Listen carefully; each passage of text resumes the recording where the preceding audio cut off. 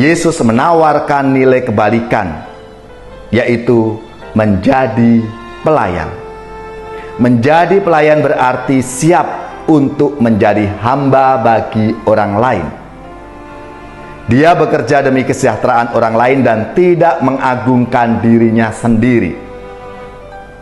Pewartaan Yesaya rupanya perlu didengungkan kembali saat ini. Kemakmuran yang diperoleh manusia. Saudari-saudaraku yang terkasih, berjumpa kembali bersama saya Inspirasiku di Antara. Renungan harian Selasa 7 Maret. Hari ini kita bersama seluruh gereja Katolik memperingati Santa Perpetua dan Felicitas Martir. Semoga kita bersama keluarga dan komunitas kita selalu dalam keadaan baik, sehat, dan tetap bersemangat. Marilah kita bersama-sama mengawali renungan kita dengan tanda kemenangan Kristus. Dalam nama Bapa dan Putra dan Roh Kudus. Amin.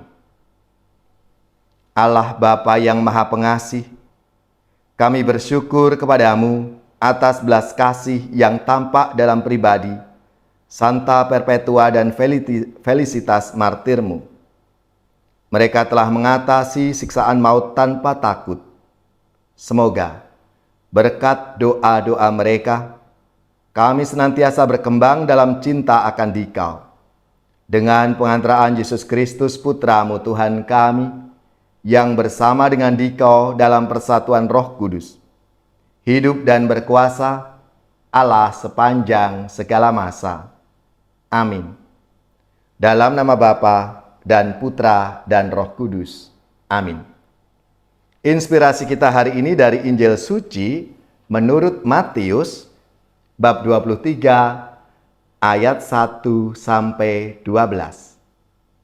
Marilah kita siapkan kitab suci kita masing-masing. Kita akan membaca bersama-sama lalu merenungkannya. Sekali peristiwa, berkatalah Yesus kepada orang banyak dan murid-muridnya, ahli-ahli Taurat dan orang-orang Farisi telah menduduki kursi Musa. Sebab itu, turutilah dan lakukanlah segala sesuatu yang mereka ajarkan kepadamu, tetapi janganlah kamu turuti perbuatan-perbuatan mereka, karena mereka mengajarkannya tetapi tidak melakukannya. Mereka mengikat beban-beban berat, lalu meletakkannya di atas bahu orang, tetapi mereka sendiri tidak mau menyentuhnya.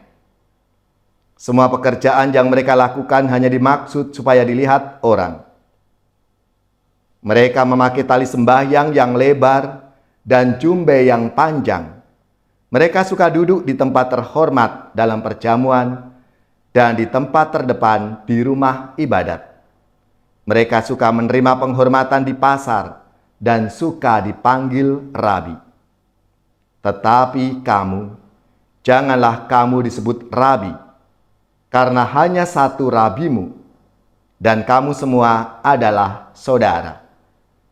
Dan janganlah kamu menyebut siapapun bapa di bumi ini, karena hanya satu Bapamu, yaitu Dia yang di surga. Janganlah pula kamu disebut pemimpin, karena hanya satu pemimpinmu, yaitu Mesias. Barang siapa terbesar di antara kamu, hendaklah ia menjadi pelayanmu. Dan barang siapa meninggikan diri, ia akan direndahkan. Dan barang siapa merendahkan diri, ia akan ditinggikan. Demikianlah sabda Tuhan. Terpujilah Kristus.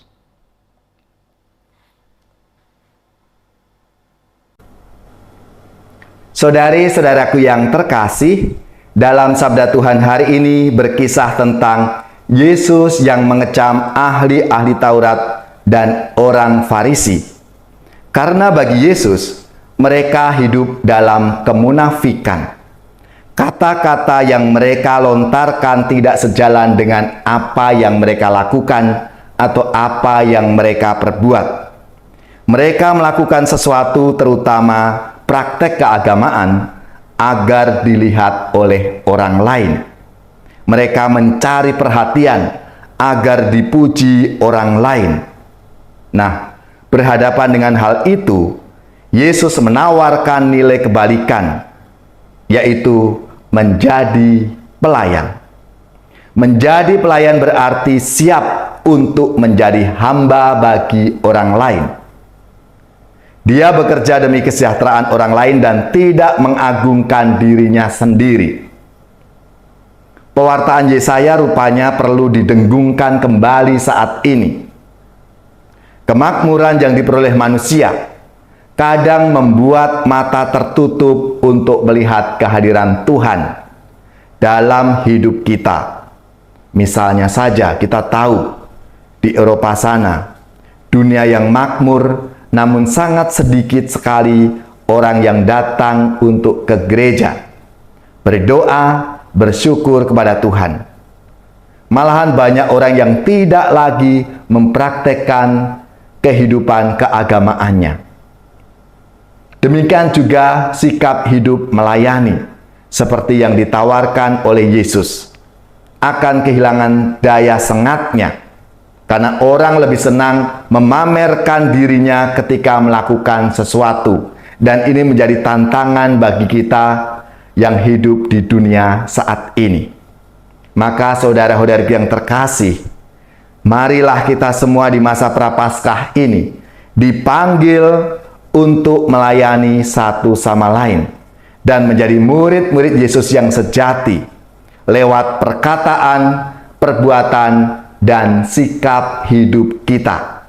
Mari kita wujudkan sebagai tindak lanjut dari pertobatan kita di masa Prapaskah ini.